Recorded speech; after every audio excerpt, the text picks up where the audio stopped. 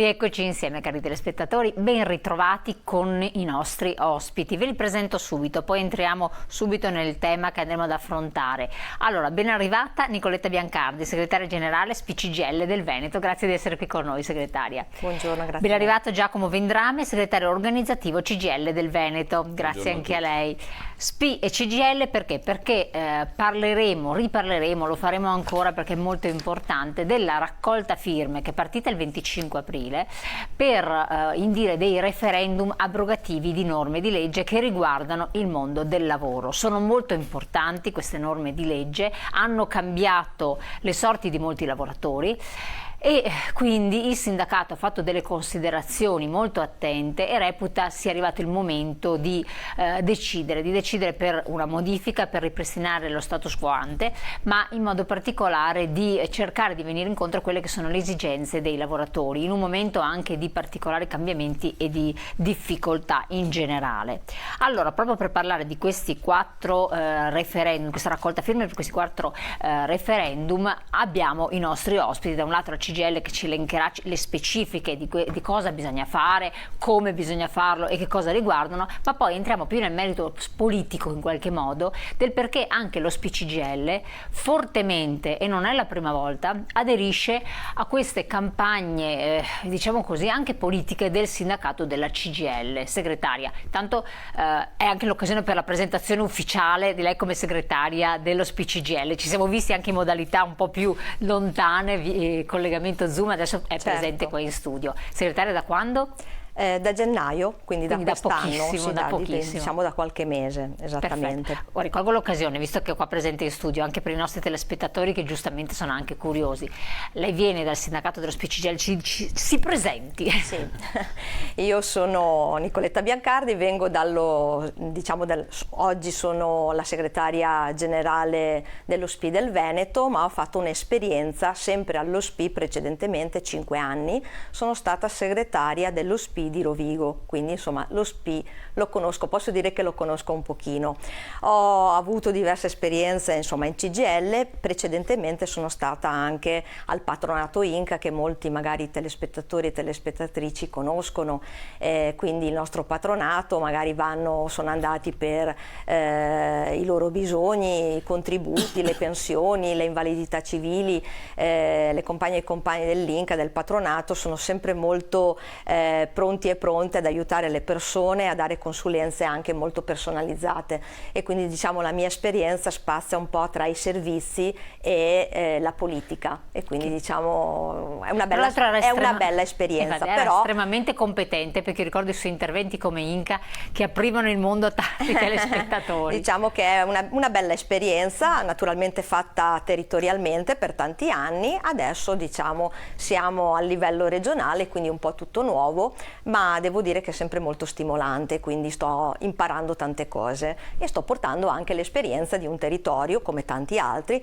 che credo faccia sempre bene all'interno della nostra organizzazione. Anche perché la sede l'ambito del Polesine, diciamo, è sempre stato con delle difficoltà molto forti. Sì, delle difficoltà. Allo stesso tempo, come tutti i territori e i luoghi, diciamo le aree interne, i paesi un po' in prossimità, sono poi quelli che per emergere, no, sono i più frizzanti, magari trovano anche delle soluzioni a volte alternative che possono essere anche d'aiuto poi invece diciamo alla politica, o rispetto anche agli nostri obiettivi, alle cose che noi vogliamo portare avanti.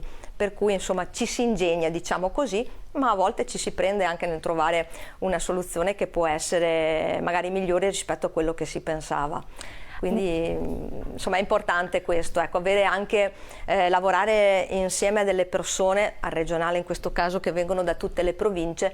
Penso che sia una grande ricchezza, perché non è solo conoscenza, ma è appunto affrontare le cose anche in maniera diversa, in base ai problemi che non sempre sono uguali nel nostro territorio. Ecco, a questo proposito, il vostro è sempre un lavoro comunque di squadra, perché poi bisogna coordinare una squadra che lavora appunto negli ambiti territoriali, e proprio venendo anche da un territorio, adesso lei che invece è segretaria di questa squadra di operatori degli ambiti territoriali, che cosa vi prefiggete, che cosa si prefigge questa nuova segreteria principalmente? Vi siete già fatti un po' un'idea? Assolutamente sì. Innanzitutto percorrere già la strada. Abbiamo la mobilitazione della via maestra, potrei dire che anche all'interno della SPI una via maestra c'è, è stata segnata e noi continuiamo a percorrerla, perché ci sono delle basi che non possono essere, per così, dei piloni che tengono su proprio la casa, diciamo, dello SPI, che sono sicuramente tutta la tutela individuale come anche la tutela collettiva, e cerco di spiegarmi meglio. Tutela individuale vuol dire, tante volte qui nella nostra trasmissione ci sono state persone, compagni e compagni, che vengono a descrivere molto bene quello che facciamo, è tutta la parte, diciamo, dei diritti inespressi, del controllo delle pensioni, quindi tutti i servizi che noi nel territorio, in tutte le camere del lavoro, in tutte le sedi anche le più periferiche, diamo alle persone che vengono a noi, principalmente pensionati e pensionate, ma anche pensionandi, quindi persone che sono vicine alla pensione. Ma anche poi con lo sportello sociale andiamo ad indagare, per così dire, a scoprire tutti quelli che possono essere anche i diritti inespressi del sociale, e che non riguardano solo pensionate e pensionati, ma riguardano anche lavoratori e lavoratrici, spesso anche giovani, studenti, persone che non hanno ancora trovato il lavoro, quindi disoccupate. Quindi noi diamo sempre una mano, un'informazione, un indirizzo e a volte anche consulenze molto specializzate alle persone che si rivolgono alle nostre camere del lavoro.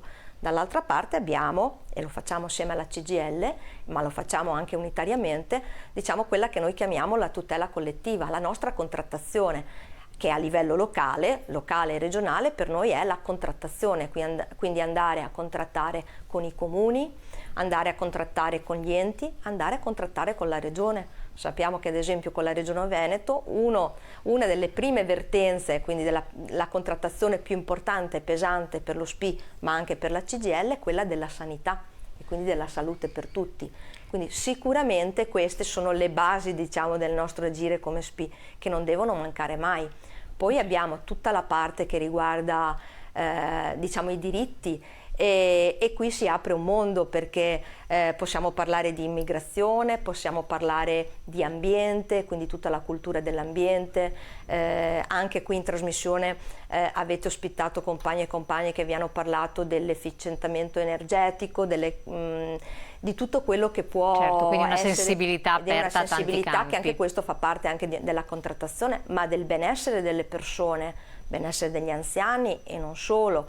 Quindi veramente c'è una gamma molto importante. Parliamo di storia e memoria, e questo lo facciamo per trasmettere alle nuove generazioni la nostra storia, i valori costituzionali. Abbiamo un grandissimo rapporto con gli studenti e le studentesse, a partire dagli studenti universitari ma anche gli studenti medi, dove c'è uno scambio reciproco, no, di conoscenze e di saperi. Certo. Pensiamo anche alla digitalizzazione nel periodo anche proprio del Covid, quanto i ragazzi e le ragazze, seppur a distanza, ci hanno aiutato e hanno fatto sì, assieme naturalmente ad altri strumenti, che tutte le nostre persone, i nostri anziani, potessero essere anche in quel periodo uniti insieme, pur ognuno a casa sua, però con una comunicazione, diciamo, per così dire, digitale. Tante Certo. sono le cose sulle quali, insomma, ci stiamo lavorando e continueremo a lavorare. Tra cui adesso, insieme alla CGIL, aderite a questa raccolta firme. Perché?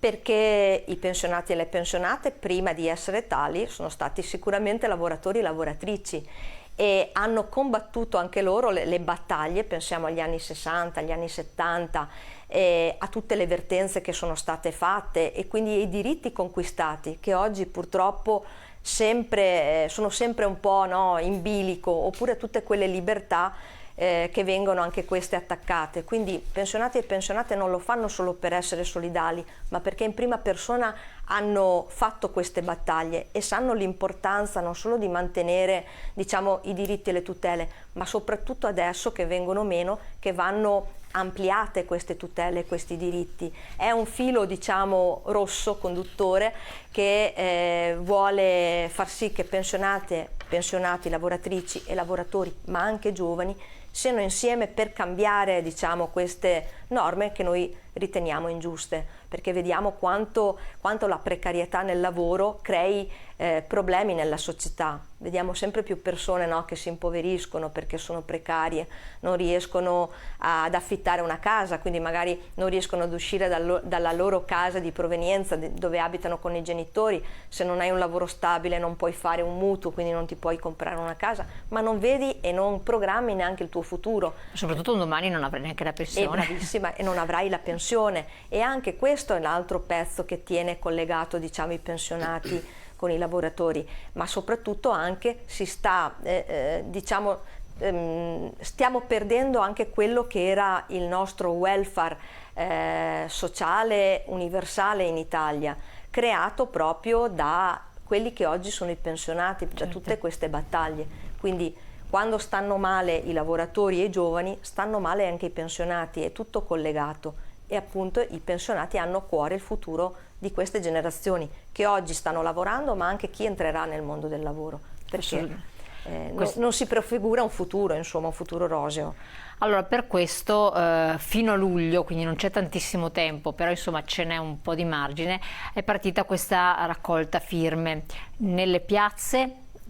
Nelle piazze, nei mercati, ovunque ci sia, insomma, il sindacato e quindi anche lo SPI, c'è la possibilità di sottoscrivere questi 4 referendum in realtà, perché sono 4 e poi entreremo nel merito, ma appunto abrogativi come è previsto dalla nostra Costituzione, e poi diremo su questo, però diciamo nelle nostre sedi, nei mercati, nelle iniziative pubbliche dove chiaramente noi facciamo banchetti, c'è la possibilità di sottoscrivere. Tra l'altro, rispetto al passato più recente, c'è anche la grossa novità di poter sottoscrivere i 4 referendum digitalmente, diciamo, tramite lo SPID, andando sul sito di www.cgl.it/referendum. C'è la possibilità col proprio SPID di sottoscrivere, e questo è molto comodo, e quindi è anche un incentivo in qualche modo, appunto, se ci sono difficoltà negli spostamenti o nel venire a conoscenza delle nostre iniziative.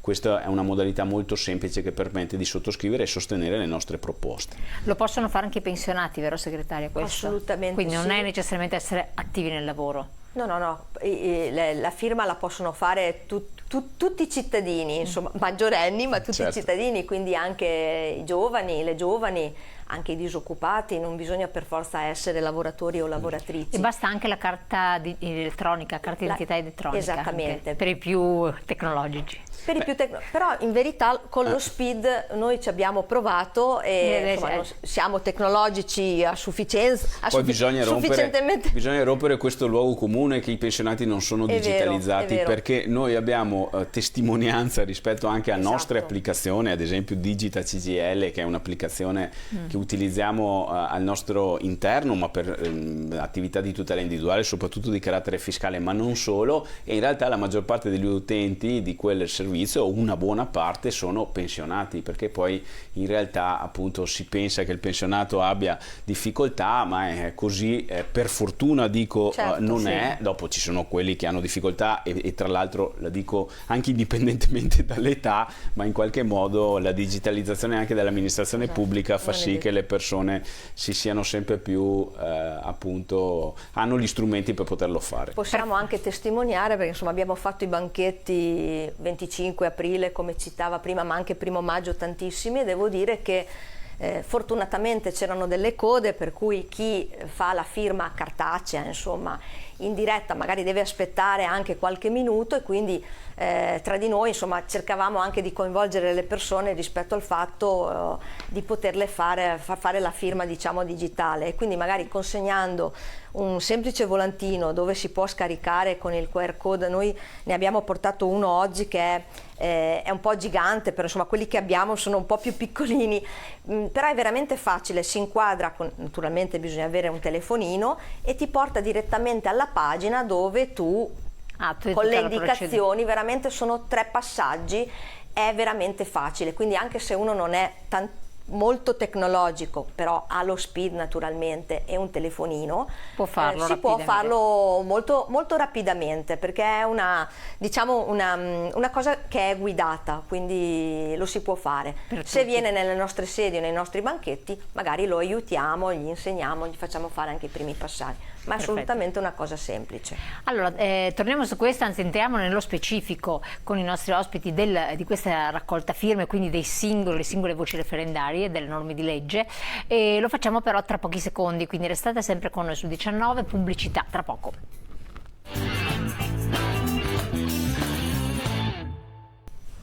Allora, partiamo subito con questi referendum, direi cancellare il Job Act è il primo. Sì, è il primo referendum, quindi ritornare a quello che era l'articolo 18, tanto nominato e a volte anche in maniera non corretta, perché su questo sottolineiamo, noi vogliamo ritornare alla possibilità che il lavoratore, nel momento in cui il giudice dica che quel licenziamento è illegittimo, quindi non giusto, ok?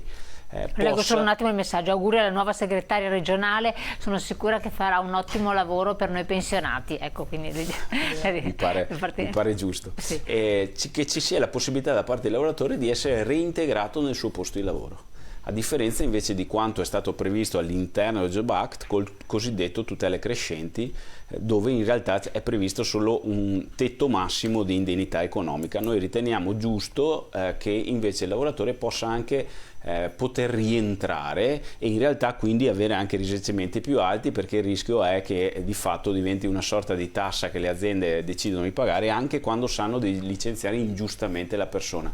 Il tema illegittimo è importante perché la discussione di allora sul Job Act sembrava che le persone non potessero essere licenziate, cosa che tra l'altro ci renderebbe anche particolarmente felici, ma così non è. Cioè, se c'è un motivo disciplinare o un motivo economico individuale o collettivo, si può licenziare nel nostro paese. Il tema qui stiamo parlando quando un giudice dice che quel licenziamento non è giusto e il Job Act dice che alla fine spetta solo un risarcimento al lavoratore. Noi pensiamo che sia giusto invece che il lavoratore possa anche essere reintegrato nel suo posto di lavoro. Una volta era previsto così, perché effettivamente sì. Una volta che il giudice ha appurato che non è giusto che il licenziamento, la persona invece che andarsi a cercare lavoro chissà dove, se vuole, perché dopo fa anche una scelta individuale, questa però ha la possibilità di ritornare all'interno dell'azienda. E chiaramente cancellando il tetto massimo di un possibile indennizzo, c'è anche la possibilità che gli indennizi siano più alti di quelli attualmente previsti dalla norma. Certo. Il secondo quesito in realtà è sempre legato ai licenziamenti, perché stiamo parlando anche qui di una situazione in cui nelle piccole imprese, perché la nostra normativa è suddivisa tra le imprese superiori ai 15 dipendenti e le imprese inferiori ai 15 dipendenti. Vediamo la slide, infatti, se cancellare il tetto all'indennizzo. Se il giudice dice che il licenziamento è illegittimo, oggi la normativa prevede un tetto massimo di indennità. Anche qui noi vogliamo che quel tetto massimo in qualche modo non ci sia e sia il giudice, in base alle condizioni oggettive presenti all'interno di quell'azienda e quindi anche le motivazioni per cui hanno portato a un licenziamento di carattere ingiusto e illegittimo, possa decidere anche un'indennità più alta, perché anche in questo caso altrimenti diventa una sorta di licenziamento possibile per l'azienda a fronte semplicemente di un risarcimento che dà al lavoratore e quindi in qualche modo libertà di licenziamento, se volete, da questo punto di vista. Qui leggo appunto per far prendere partecipi i nostri telespettatori che magari non riescono a leggere la slide. Comunque nelle aziende al di sotto dei 15 dipendenti, quindi le piccole aziende di cui siamo costellati in pratica, esatto. Se un lavoratore subisce un licenziamento illegittimo, quindi qua stiamo parlando sempre di licenziamenti illegittimi, e c'è stato un riconoscimento da parte del giudice, quindi c'è stato questo ulteriore passaggio, questo avrebbe diritto all'indennizzo di massimo 6 mensilità allo stato attuale, quindi oltre a 6 mensilità. Questo tra l'altro da tempo, cioè questo non c'entra niente, lo dico per onestà intellettuale, il Job Act, questa è una norma che risale al 66 se non sbaglio, la slide lo dice esplicitamente. Questa indennità di 6 mesi può essere maggiorata in casi di anzianità del lavoratore, quindi si arriva a 10 e nel caso in cui c'è un'anzianità particolarmente elevata del lavoratore fino a 14 mensilità. Quindi a quel punto un'impresa in realtà, se ha 20 anni di assunzione, in questo caso sa che può licenziare Giacomo Vendrame per qualsiasi motivo al massimo quello che gli capita è pagare 14 mensilità, che possono apparire molte, però permettetemi, per liberarsi di un lavoratore scomodo che magari fa attività di carattere sindacale o chiede riconoscimento rispetto a una sua condizione particolare di dignità all'interno del proprio posto di lavoro, non sono in realtà così tante. Certo, e quindi volete ritornare a quella che era la situazione un po' precedente? In realtà qui sarebbe un'innovazione, se potremmo dire, e in qualche modo un avanzamento, perché la normativa risale appunto al 66, prima era addirittura peggio, però vorremmo in qualche modo riconoscere di fatto, assieme al referendum 1, anche una situazione simile tra chi è lavora in un'azienda superiore ai 15 dipendenti e chi è inferiore ai 15 dipendenti. Ecco, ma questa soglia dei 15 dipendenti non è diventata un po', anche poi parlando di intelligenza artificiale, no? Dove ci saranno certi processi, certe attività che verranno svolte attraverso l'utilizzo dell'intelligenza artificiale, molto plausibilmente con un minore impiego di personale, oppure magari persone deputate ad altre attività che faranno capo ad altre aziende, quindi aziende sempre più piccole. Non diventa fuori luogo, fuori tempo? E tra l'altro è anche una novità, è un aspetto abbastanza tipico italiano, perché negli altri paesi la legislazione del diritto del lavoro non differenzia. Quasi tutte le normative europee differenziano tra piccola e grande impresa, ma utilizzando altri parametri. Il tema vero è che il nostro è un paese fatto di tantissime piccole imprese e quindi questa distinzione pesa particolarmente. Quindi sicuramente ci sono delle ragioni per ritenere che le realtà siano differenti, però è altrettanto vero, per quello che lei diceva, che in realtà si sta modificando il mondo del lavoro, anche il mondo dell'impresa, e una riflessione probabilmente andrebbe aperta rispetto a questo. Dal nostro punto di vista noi riteniamo che i diritti dei lavoratori, indipendentemente da dove lavorino, debbano essere gli stessi. Questo secondo noi è un principio, voglio dire, fondamentale, che in qualche modo deve essere sancito una volta per tutte, mi verrebbe da dire, ma sappiamo bene che in realtà è una battaglia continua nei luoghi di lavoro e anche nella politica per riconoscere questa cosa qui. Andiamo al terzo quesito referendario: cancellare l'abuso del contratto a termine. Vediamo appunto anche un altro superare la precarietà. Buongiorno, vista la provenienza della nuova segretaria da Rovigo, spero che riesca a parlare in Veneto anche delle basse pensioni che girano per questa zona, scrive un telespettatore o telespettatrice. Risultano basse più basse? Assolutamente sì. Scusa sì, Giacomo, assolutamente. Purtroppo Rovigo assieme a Belluno sono la maglia nera, esatto, delle pensioni, diciamo dell'importo delle pensioni venete. Neanche però bisogna dire che neanche le altre province, insomma al di là di avere delle città, delle province diciamo un po' più ricche, rispetto alla media nazionale non è che se la cavino per così dire benissimo, per cui bisogna comunque tutelare i redditi di tutte le pensionate e i pensionati, a partire ad esempio dalla rivalutazione monetaria che oggi noi sappiamo bene che non copre più il potere d'acquisto e non copre neanche poi il 100% di quello che è l'inflazione, quindi è molto importante agire su questo. Certamente una provincia come quella di Rovigo piuttosto di quella di Belluno scontano negli anni passati anche il tessuto purtroppo produttivo che c'è e che c'è stato diciamo in quelle province, e scontano anche il fatto, soprattutto se andiamo a poi fare la distinzione tra uomini e donne, che purtroppo le donne sono coloro che magari per diverse ragioni, la prima sicuramente il lavoro di cura, hanno dovuto abbandonare il proprio lavoro e quindi sono coloro che detengono le pensioni più basse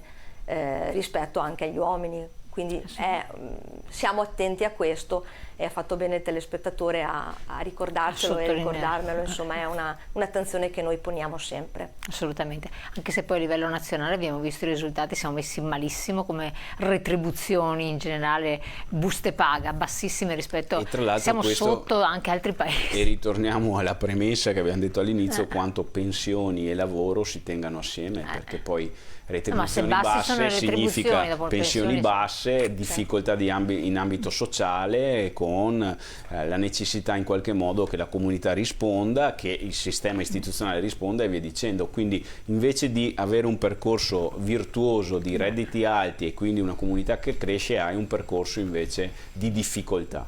ed è quello che noi vorremmo in qualche modo interrompere, perché in realtà poi questi referendum hanno degli effetti concreti sulle persone. Ad esempio, rispetto a quello che si diceva anche differenza di genere, se parliamo della precarietà e dei contratti a termine, noi sappiamo che le donne sono quelle che hanno più problemi di precarietà, spesso e purtroppo, ed è una cosa assurda secondo me nel 2024, legato alla maternità, come se l'elemento della maternità fosse un fattore di rischio, perché spesso si usa anche questo termine per la lavoratrice, e quindi in qualche modo intervenire sulla precarietà, come noi chiediamo sul terzo referendum, è fondamentale anche da questo punto di vista, perché, e spieghiamo il tema del terzo referendum, oggi si è sul tempi determinati, ogni governo è intervenuto in una maniera o nell'altra, sembrava quasi un'esigenza di ogni ministro del lavoro dover intervenire. Il problema è che si è intervenuto spesso e volentieri, nella stragrande maggioranza, per liberalizzare l'applicazione del contratto a tempo determinato. Il nostro diritto del lavoro prevede che il contratto principe per lavorare è il contratto a tempo indeterminato. La legislazione ha sempre più permesso invece l'utilizzo del tempo determinato, e sia chiaro, noi non è che non riconosciamo il contratto a tempo determinato, in alcuni casi non solo è necessario ma è anche l'unico strumento, pensiamo ad esempio alla stagionalità. Voglio dire, ma noi chiediamo che il contratto a tempo determinato abbia delle causali precise perché sia attivato. Se invece non c'è un motivo specifico per attivare il contratto a tempo determinato, allora a quel punto è chiaro che devi fare un contratto a tempo indeterminato. Questo chiediamo con questo referendum. Ma togliere la possibilità di dare un contratto a tempo determinato dove non c'è in realtà il motivo di averne uno a tempo determinato. Quindi per lavori progettuali più che altro, che vediamo anche la slide dove c'è dell'abuso, cancellare l'abuso del contratto a termine, ma un tempo effettivamente era così, cioè solo in fattispecie ben precise si poteva intervenire con contratto a tempo determinato. Noi adesso abbiamo un girone dantesco che è quello appunto dei contratti a termine o comunque del lavoro a termine, da cui non si esce mai, anche perché appunto potendo le varie imprese fare senza problemi questo tipo di contratto, la persona si trova incastrata senza la possibilità di accedere al contratto a tempo determinato. Ma dopo ci si stupisce che si fanno meno figli, che le famiglie hanno difficoltà e tutto, se non c'è una prospettiva di lunga durata uno può fare tutti i bonus che vuole, ma il lavoro... Dopo ci si stupisce che magari qualcuno rinuncia anche a quel posto di lavoro, ma appunto se tu non le dai prospettive, mi verrebbe da dire, se vuoi che quella persona abbia quel posto di lavoro devi in qualche modo legarlo a te, e il miglior modo di legarlo sarebbe il contratto a tempo indeterminato, quindi a volte si usa anche un doppio registro nelle varie questioni. Le prospettive rispetto alle persone, poi sappiamo essere tema assolutamente complesso e complicato, non si può semplificare, però il problema è che oggi noi abbiamo una situazione del mercato del lavoro che tra l'altro è trasversale per età e purtroppo non tanto per genere, perché pesa di più sulle donne, è uno scenario di precarietà, cioè le persone non hanno delle prospettive né reddituali né di sicurezza per in qualche modo sentirsi in qualche modo tranquille rispetto al proprio reddito, rispetto all'affermazione della propria persona nel lavoro, perché che sia professionale, che sia di qualsiasi tipo, ma di crescita personale all'interno del mondo del lavoro, perché la precarietà è un macigno che condiziona oggi pesantemente la qualità della vita di tutti e anche quindi di giovani che infatti non a caso spesso decidono di andare in un altro posto per costruirsi una loro prospettiva. Sì, e noi quindi perdiamo delle risorse. Prima di parlare dell'ultimo quesito referendario, che sarebbe cancellare la deresponsabilizzazione delle aziende, questo riguarda gli appalti, è un po' più complesso insomma da spiegare, io direi di fare un brevissimo break pubblicitario, qualche secondo, restate sempre con noi sul 19 e poi ve lo spieghiamo, poi magari un sunto di tutto rapidissimo per riuscire a riprendere in mano quella che è la situazione, per soprattutto per procedere a questa raccolta firme. Necessarie 500.000 firme, se non erro, vero? Entro luglio. Quindi insomma, comunque so che in genere ci siete riusciti anche in passato, quindi speriamo che abbiate il vostro meritato successo. Pubblicità tra poco.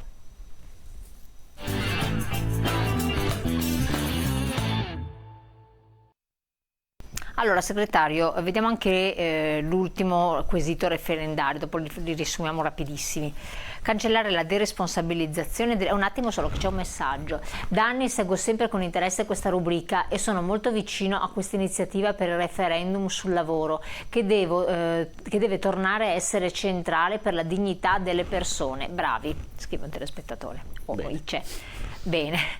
Quindi, prego. Ci dà forza questo. Esatto, dà L'ultimo energia. quesito purtroppo è di particolare attualità, perché è legato a salute e sicurezza, e noi infatti veniamo purtroppo da eventi davvero drammatici nel nostro paese, l'ultimo in Sicilia, insomma, ma ce ne sono stati anche altri. Continuano. E noi sappiamo che il tema delle morti di lavoro è un tema purtroppo quotidiano, perché continuano a morire ogni giorno 3 lavoratori nei posti di lavoro, e noi riteniamo che per cercare di invertire questa tendenza sia fondamentale che nella cosiddetta filiera degli appalti anche chi dà l'appalto, il cosiddetto committente, si senta responsabile e quindi abbia anche responsabilità di carattere giuridico rispetto a tutta la filiera della sicurezza di quel lavoro.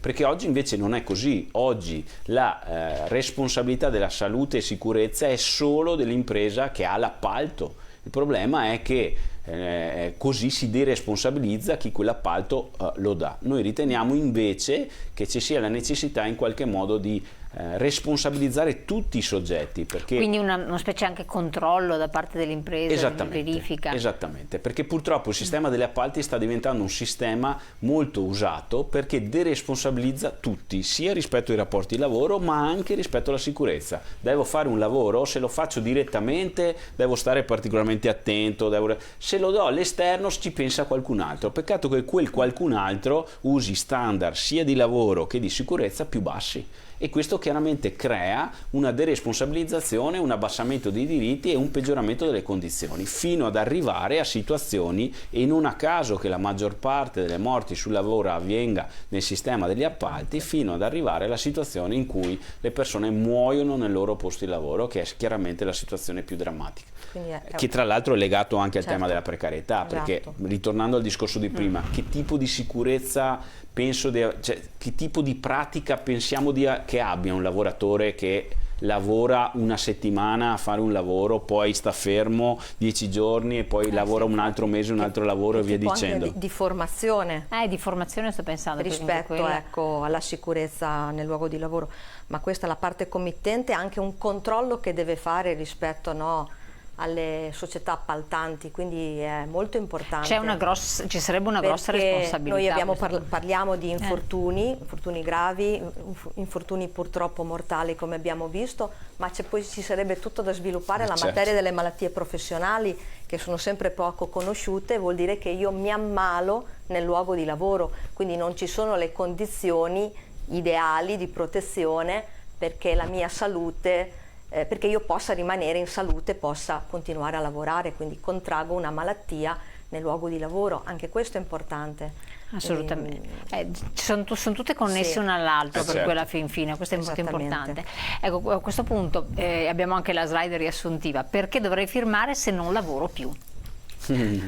Perché non solo sono solidale, ma perché, come dicevo prima, un pensionato o una pensionata sa bene cosa significa fare le battaglie per i diritti, ma perché vuole anche, per così dire, essere a fianco, aiutare le lavoratrici e i lavoratori, ma anche i futuri lavoratori e le lavoratrici, perché le cose cambino, perché non possiamo andare avanti così. Quindi ognuno di noi può fare la propria parte mettendo quella firma sui 4 referendum. Noi siamo vicini sempre alle battaglie che fa la CGIL, ripeto, siamo un sindacato generale che non guarda solo all'interesse, diciamo, dei propri iscritti, quindi pensionati e pensionati, ma che guarda tutta la società. Certo, è per questo che noi abbiamo anche tanti progetti, li facciamo, ripeto, con la storia della memoria, ma non solo, li facciamo con i giovani, perché questo è importante.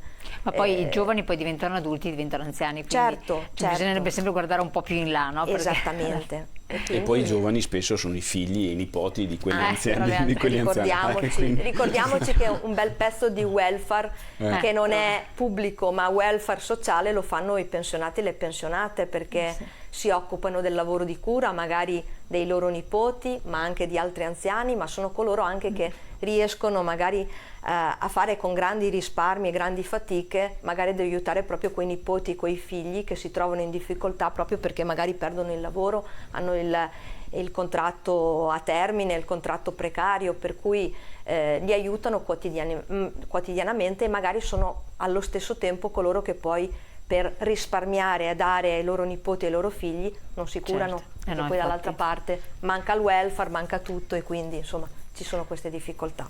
Andiamo anche all'aspetto tecnico, perché può essere utile per chi magari ci segue da poco.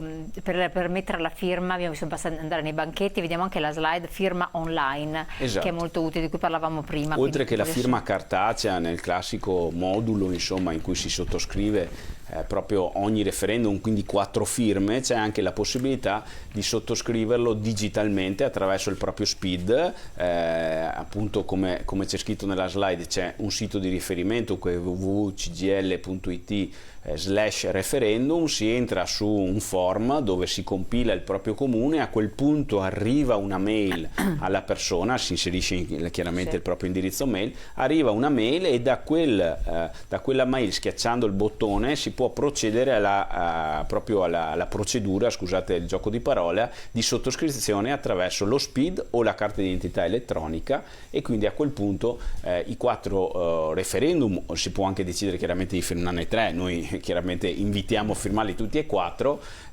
sono sottoscritti effettivamente come se fosse andato al banchetto, quindi è una modalità nuova che riteniamo tra l'altro una semplificazione importante per esercitare uno strumento di democrazia diretta come i referendum. Che quindi serve per i lavoratori di oggi, ma quelli per il domani, per quelli di ieri è utile. Certo. Sono un pensionato felice del lavoro fatto per 47 anni e vorrei che lo fossero anche i miei nipoti. Firmerò per il referendum. È bravo il nostro pensionato. Noi invitiamo anche i nipoti, se sono maggiorenni, a sottoscrivere assieme al nonno. Mi pare che sia un pensionato. Sì. Infatti, perché è possibile, basta essere maggiorenni. Ecco, infatti se possiamo chiedere un aiuto ai telespettatori è il passaparola, perché è fondamentale. Infatti questo è molto importante. Chiaramente trasmissioni come queste aiutano a capire, a comprendere e a conoscere, però il passaparola tra le persone diventa fondamentale, perché ricordiamo che appunto la Costituzione prevede che noi dobbiamo raccogliere 500.000 firme, e noi sicuramente lo faremo. L'ultima volta che l'abbiamo fatto abbiamo raccolto 1.300.000 firme, e quindi insomma sicuramente lo supereremo, ma poi una volta che il referendum è stato sottoscritto viene portato in Cassazione, la Cassazione dice se va bene o no il quesito, ma poi bisogna votare il referendum. Le votazioni verranno nel 2025, probabilmente ci rivedremo quindi in trasmissione. Quello è un altro passaggio. Però quello è un passaggio delicato dove le persone devono votare, e chiaramente votano tutti. A quel punto non è il 1.000.000 di firme, ma parliamo almeno di 27 milioni di italiani che dovranno votare, perché c'è il quorum sul referendum abrogativo. Quindi il passaparola di far conoscere che c'è questa battaglia particolarmente giusta per un mondo del lavoro diverso e migliore soprattutto, è assolutamente importante, ed è un ruolo che abbiamo tutti. Certo. Allora, Giacomo Vendrame, grazie di essere stato qui con noi, segretario generale SPI-CGIL del Veneto, e naturalmente Nicoletta Biancardi, segretaria generale SPI-CGIL del Veneto, grazie di essere venuta a raccontarci anche quelle che saranno le nuove politiche adottate dalla segreteria, oltre che l'adesione anche dello SPI a questa campagna di raccolta firme per i referendum. Continua comunque anche nelle varie sedi dello SPI-CGIL, che ben conoscete, l'aiuto a tutti i pensionati a rivedere la propria posizione pensionistica, a vedere se ci sono dei diritti che non sono stati espressi, per recuperare qualche soldino, che male comunque non fa. Quindi ricordatevi, andate a fare una visitina, prenotate presso le sedi dello SPI-CGIL. Grazie ancora, grazie a voi di essere venuti e a voi di aver partecipato. Buon proseguimento. Grazie. Buona giornata.